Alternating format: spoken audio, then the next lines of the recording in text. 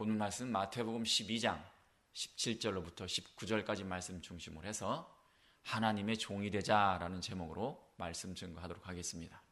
하나님의 종이 되자입니다. 본 말씀은 마태가 구약성경 이사야서 42장 1절로부터 4절까지 말씀을 인용해서 하는 말입니다. 예수님에 대해서 하시는 말씀인데 이사야서 42장에는 예수님에 대해서 이렇게 기록되어 있습니다. 이는 선지자 이사야로 말씀하신 바, 18절부터는 이사야서 내용인데, 내가 붙드는 나의 종, 내 마음에 기뻐하는 나의 택한 사람을 보라. 내가 나의 신을 그에게 주었은즉 그가 이방에 공의를 베풀리라. 이렇게 이사야서 42장 1절 말씀인데, 결과적으로 오늘 본문 말씀 18절 말씀과 같은 뜻입니다.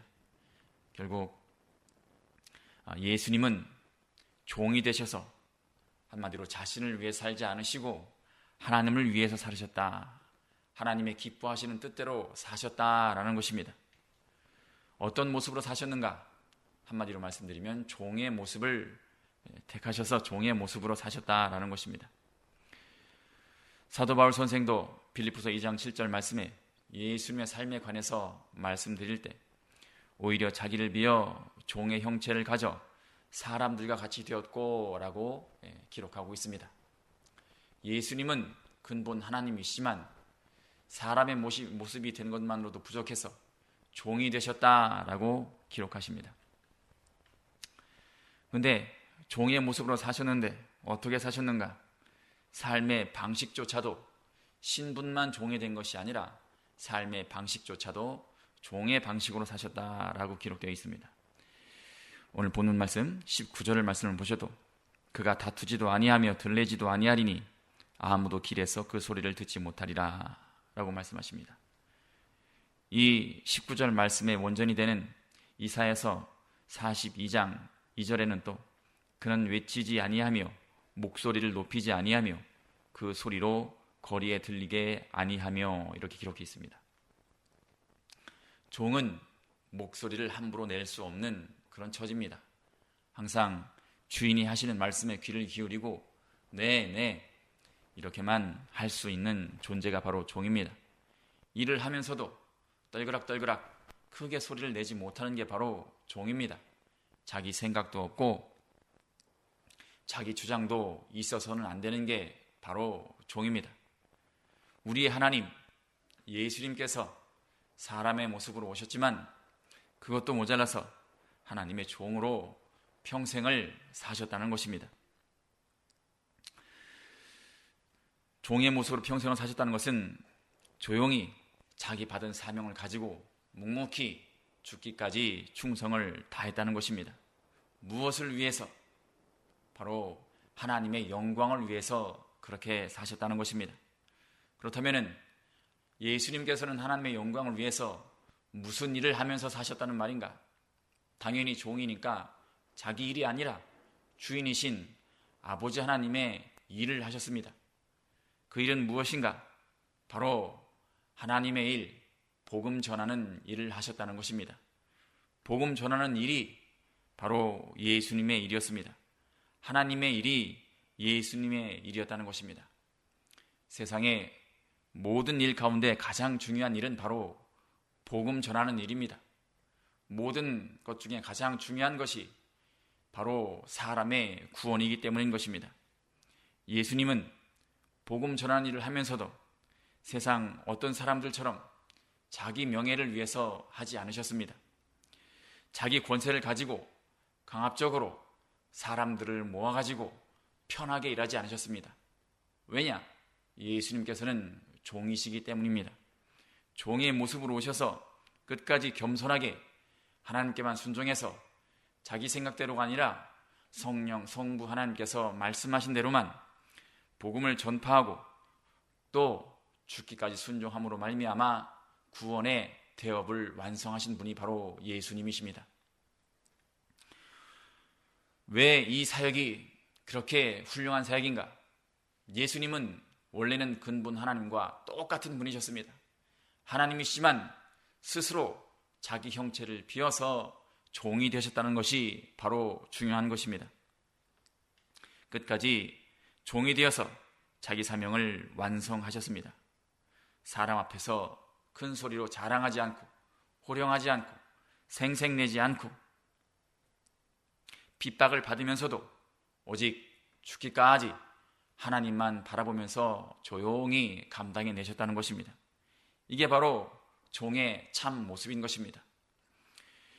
그러면 예수님께서는 왜 이렇게 세상에서 가장 큰 대업을 완성하시면서 종의 모습으로 조용히 사업을 완성하시고 가셨는가?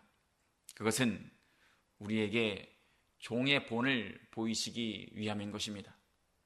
예수님께서 이 세상에 오신 것은 택한 백성을 구원하시기 위한 것이 첫 번째 목적이지만 두 번째 목적은 바로 믿는 본을 보이시기 위함인 것입니다. 참 믿는 길을 예수님은 몸소 실천하시면서 우리 택한 백성들, 성도들이 갈 길을 밝히 보여주셨습니다. 예수님은 마태복음 11장 29절에 이렇게 말씀하셨습니다. 나의 멍에를 메고 나에게 배우라. 그러면 너희 마음이 쉼을 얻으리니 라고 말씀하셨습니다. 예수님의 멍에를 맨다는 것은 복음을 전하는 성도의 직분, 헌신자의 직분을 가리키는 것입니다. 근데 우리가 이 짐을 진다 하는 것은 어감상도 그렇게 편해 보이지 않습니다. 또 무거워 보입니다. 예수님의 멍에를 메고 예수님을 따른다는 것은 사실은 종의 모습을 취하는 것인데 예수님께서는 오히려 그 종의 모습을 취할 때 너희 마음이 쉼을 얻으리니 라고 말씀하십니다. 전혀 인간적인 생각에는 맞지 않는 말씀을 하시는데 사실 우리가 예수님을 믿고 믿음 안에 들어와 보면 그 말씀이 무슨 뜻인지 알 수가 있습니다. 예수님 없이 혼자 살면은 오히려 편할 것 같지만 사실 그렇지 않습니다. 예수님의 멍에를 매면은 사실 그 옛날 멍에는 혼자 매는 것이 아니었습니다. 반드시 두 마리가 함께 매는 것이 멍이었기 때문에 멍에를 매라는 것은 예수님이 함께 매어주신다는 뜻입니다. 우리 인생을 예수님께서 스스로 주관해 주시기 때문에 그 멍에를 함께 매면은 우리가 오히려 그 안에서 영적인 쉼을 얻을 수가 있다는 것입니다. 하나님의 종이 되면은 우리 생활은 누가 책임져 주는가? 바로 하나님께서 책임져 주십니다. 예수님께서 인도해 주십니다. 우리가 아무리 종처럼 열심히 일해도 하나님에게는 우리는 하나님의 자녀요, 택하신 백성이요, 또 왕같은 제사장임에 하나님께서는 우리를 그렇게 인정해 주십니다. 우리의 신분은 변함이 없지만 우리가 스스로 종이 되어서 하나님께 우리 일생을 바치면 하나님께서는 우리를 택하신 족속이요 왕같은 제사장으로 여겨주신다는 것입니다.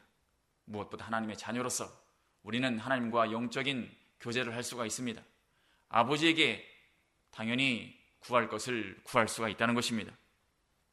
그러니 우리는 하나님 믿어가면서 종이 되어도 얼마든지 좋다는 생각으로 살아야 할 것입니다.